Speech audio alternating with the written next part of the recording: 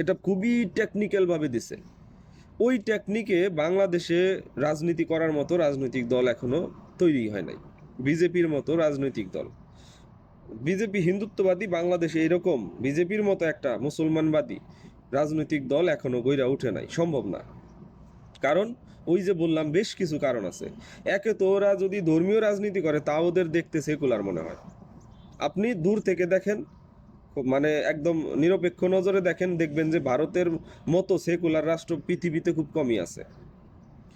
আবার তারা এই যে পিটানির জন্য, পপুলার হওয়ার জন্য, পপুলিস্ট রাজনীতি করার জন্য মানে অনেক সংখ্যক মুসলমান পাইতেছে, অনেক সংখ্যক মসজিদ মন্দির পাইতেছে, মসজিদ পাইতেছে ভাঙ্গার জন্য। কিন্তু আমাদের দেশে এরকম কিছু নাই।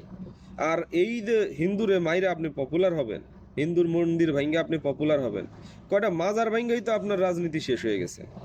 অতএব এই দেশে ধর্মীয় রাজনীতি দানা বাঁধা খুবই কঠিন। এইবার আওয়ামী লীগ সরকার চলে যাওয়ার কারণে একটা বিশাল শূন্যস্থান তৈরি হয়েছিল। সেই সাথে আপনার এই যে জুলাই আগস্টের নেতারা যায় সেটা জামাতের সাথে কিংবা 11 দলীয় জোটে গিয়া ঢোকার কারণে অনেকটা হাওয়া পাইছে তাদের পালে।